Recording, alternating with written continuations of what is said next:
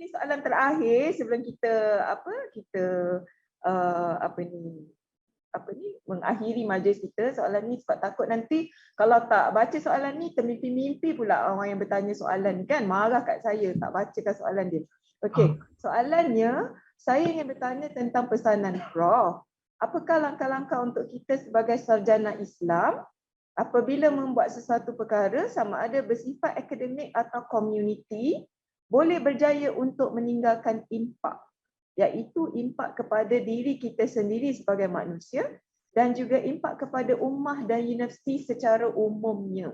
Macam mana tu Prof? Nasihat, mungkin bagi nasihat Prof yang banyak pengalaman.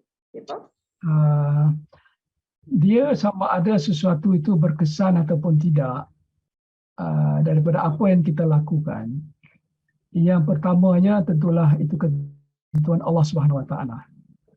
Tetapi Allah memberikan garis panduan, ya, Allah memberikan garis panduan bagaimana sesuatu perkara yang kita lakukan itu sampai kepada manusia, target group dan sebagainya lah, kepada apa yang kita nak lakukan itu, ya. Yang pertamanya ialah mengangkat hijab. Mengangkat hijab. Apa yang menghalang kita daripada apa yang kita buat itu sampai kepada mereka. Hijab tu banyaklah. Kadang-kadang kalau kita profesor, kita pergi nak mengajar, kita merasakan aku profesor, aku lebih tahu daripada apa orang yang nak ini. Dulu masa saya muda-muda dulu, takut nak bercakap depan orang ramai. So, saya tanyalah orang yang lebih berpengalaman, macam mana ya nak cakap supaya tak takut. Dia bagi ajaran macam mana? Kamu andaikan semua orang yang dengar kamu cakap tu bodoh. Kamu seorang cerdik.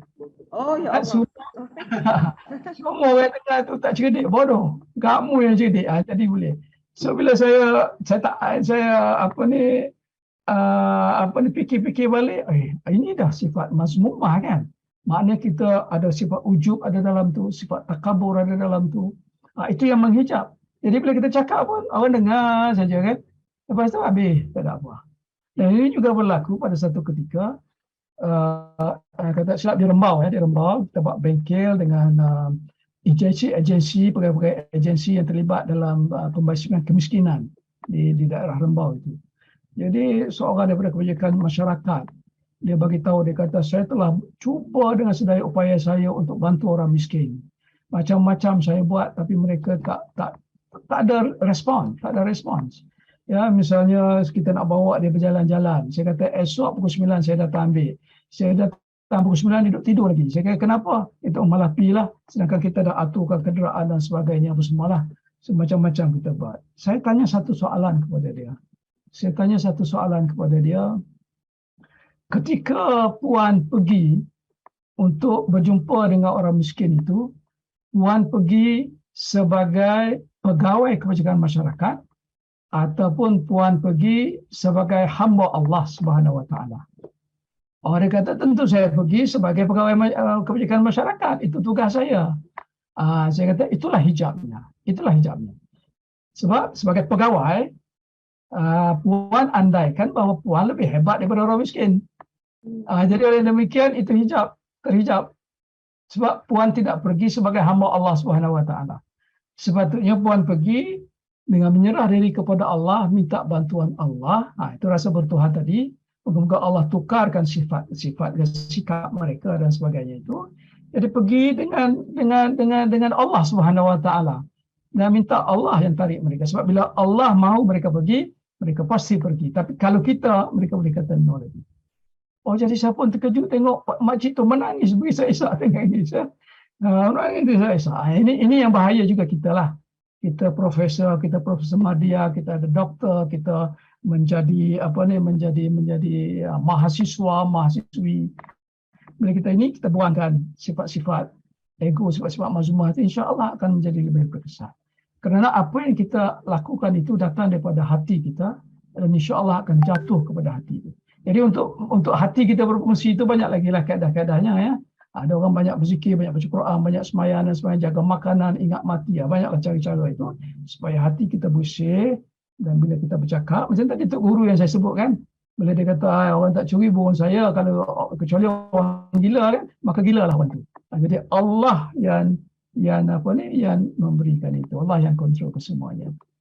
Jadi ini saya agak interesting lah, ada seorang pelajar kami lah ya. Saya seronok cakap Dato' Shimah tak apa ya.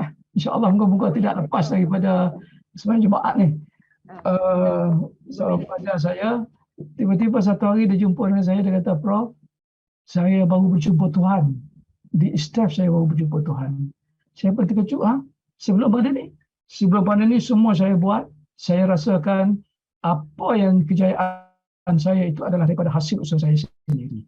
Memang dia berjaya. Isteri dia pensyarah, anak-anak dia maju dapat scholarship pergi luar negara dan sebagainya lah. Dia kata, tapi rupa-rupanya saya tidak ada rasa bertuhan. Sebab itu, dia rasa gelisah walaupun dia berjaya tapi rasa gelisah. Tapi bila dia berjumpa Tuhan, tahajudnya tak tinggal, Jumaatnya tak tinggal. Research dia sekejap dia buat, dia nak interview orang, dia telefon orang besar-besar pun sekejap boleh dapat, dilayan dengan baik. Dan dia pun dapat skala 1 dan juga pada masa yang sama dia juga dapat GOT. Jadi kena ingat, yang memberi impact bukan kita tetapi Allah Subhanahu Wa Taala. Terus bergantung dengan Allah Subhanahu Wa Taala. Sekian itu sikit Shimah.